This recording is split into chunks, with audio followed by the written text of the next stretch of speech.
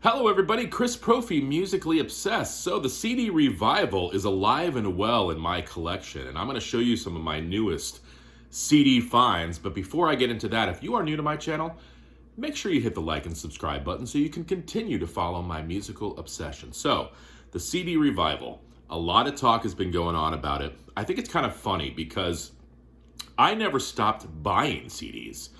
I still collect CDs, and I'm going to show you some of my latest CDs that I purchased over this last month or so. I've got close to 4,000 CDs, and I have friends who have more than that. So again, yeah, I've never stopped buying CDs, and I will never stop buying CDs along with vinyl. CDs are great. Great sound, portable, a lot less finicky than vinyl, and they're easier to store. So, vinyl and CDs both have their pros and cons. I like both. And I guess that's why I embrace both. So today, though, is all about the CD. So let me show you some CD finds from the last month. So the first one is this little gem by Emmett Rhodes. This is his 1970 album. Technically his second, but a lot of people consider it his first. I would not have known about Emmett Rhodes if it wasn't for my good friend Jeff Witcher. We did a video on singer-songwriters, and he talked about Emmett Rhodes. I had never heard of Emmett Rhodes, and he described him perfectly. It's almost like Beatles outtakes from Abbey Road.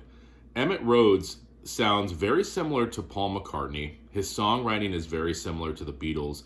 If you love the Beatles, if you love 70s singer-songwriters, you're going to love Emmett Rhodes. I don't know why I never knew about him, so thank you, Jeff Witcher, for introducing me to him. This is an amazing album. I was just listening to it this morning. It was recorded in a home studio in 1970. This is a reissue on One Way Records out of Albany, New York.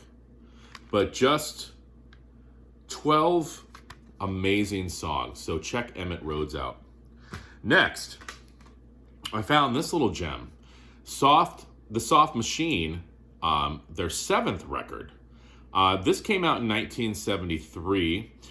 Soft Machine were formed in 1966. They were part of the Canterbury scene. They're a progressive rock jazz fusion band, and they've sort of changed styles as the years have progressed. This is also on One Way Records out of Albany, New York. Slowly becoming one of my favorite labels. So what do Soft Machine sound like? Well, if you like Weather Report, you're going to like Soft Machine. And again, this is their seventh record. I have their third. I like them so much that I just ordered their fourth, fifth, and sixth. That's what I like about Soft Machine. Their albums are labeled or numbered, so you know which album it is. Like, again, this is 7, so it's their seventh record. I don't know. It's the little things. I need a sip of coffee, Robert. All right, next. Been threatening to buy an album by these guys. And what a better album to start with. Roxy Music. This is their fourth album, Country Life from 1974, the year I was born.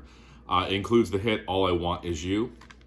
I don't know too much about Roxy Music. I know I should know more about Roxy Music. This is the only album I have by them, but I will be purchasing more. I really like it. It's a mixture of styles. And, again, it's one of those albums, I don't know why it's taken me so long to get. You see it everywhere. I don't know. There's just some of those albums, right? This was a cool find. I found this at a thrift store for 50 cents. And I saw Guns N' Roses, but I didn't know what this cover was. Sympathy for the Devil. So obviously they're covering the Stones song, and it's a good cover. Then I looked at the back. This is from the film Interview with a Vampire. I guess I didn't know anything about the soundtrack. There's only one proper song on the soundtrack, and it's the cover of Sympathy for the Devil. So this is the CD single of that. All right. And this also includes an instrumental track called Escape to Paris. And I just looked up the actual soundtrack. It's all instrumental music and this song. So kind of cool to have the CD single. I'd never seen that before. And for 50 cents, I had to pick it up. Now, this next one goes out to Larry Graves, the Canadian Stud Muffin. If you've never checked out Larry Graves over at the Canadian Stud Muffin, check this guy out. Hilarious. Loves his music.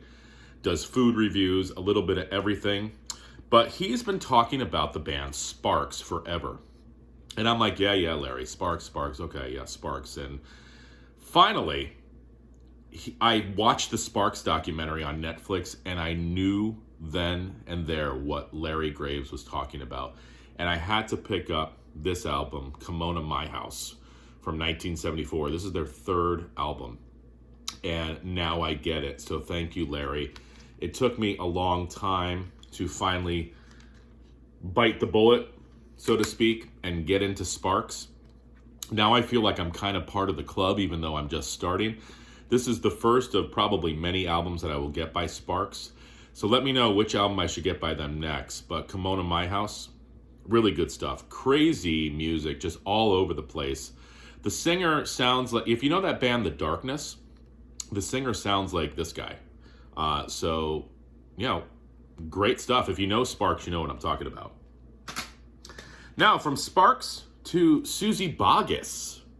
I picked up this at a thrift store for 50 cents. This is her album Somewhere Between. Susie Boggess is a country singer with one of the most beautiful voices. She's like an angel. And this album is just great traditional sounding country music. It's not like the country music you hear nowadays. And to let you know, on the inside of the CD, there are liner notes by Chet Atkins. So Chet Atkins endorses Susie Boggess. Check her out if you're into that sort of late 80s, early 90s sound of country. She does a great version of Night Rider's Lament, and I had never heard that song done by anyone else than Garth Brooks. So it was kind of nice to hear Susie Boggess doing that song again. An angelic voice, great late 80s country. Love her. From Susie Boggess to this gem.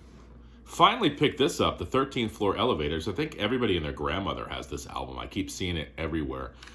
Finally picked it up on CD. This is their first album, Psychedelic Masterpiece from 1966. Now, on this CD, it's a 2-disc set. So on disc 1, you get the original 1966 mono LP. And on disc 2, you get the original 1966 stereo mix. But it's in the band's running order that they wanted it in. Plus, you get some extra material on here as well. All right.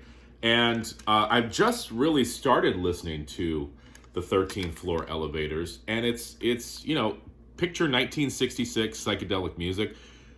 It's what the 13th Floor Elevators are. This album is ranked probably really high up there for a lot of people in that genre. So I had to pick it up.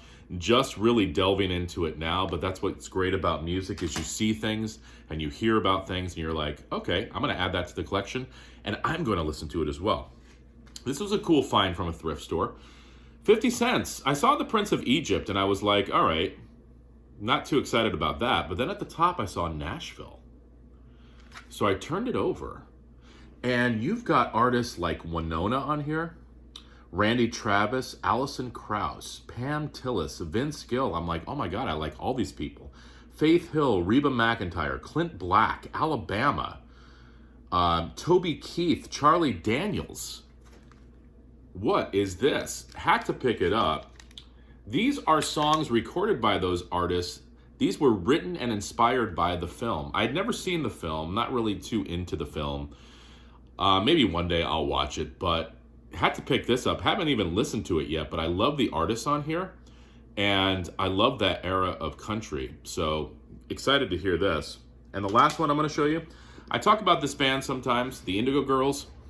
This is their 1997 classic record called Shaming of the Sun. This had the big hit Shame on You. Saw them on this tour. I already had this in a standard jewel case, but this is the, the Digipack version. And it's got, the fold-out lyrics and everything. So had to pick that up for 50 cents. This is a really, really good album. If you want to just get into the Indigo Girls, this might be a good album to start with. It's more rocking. I love the song Shame on You. I love Get Out the Map. Shed Your Skin has sort of a hip-hop beat to it. Cara Mia is beautiful. Leads is beautiful. Burn All the Letters is cool, and it ends with a folk song called Hey Kind Friend. So if you want to kind of get into the Indigo Girls, but you're not really too into folk and you want a little bit more rock in your folk, check out Shaming of the Sun, 1997. So there you go. Can't say too much about the CD revival because, like I said, I never stopped buying CDs, but I'm all for it. Just don't raise the price of the CDs, though, because I like where they are at right now. That's a good price. I'd love to know what you guys think about CDs. Show your CDs. Embrace CDs. As I said, I love vinyl as well. I've got close to 1,200 records, but I also love my CDs. So, all right, guys, enjoy your weekend. Bye.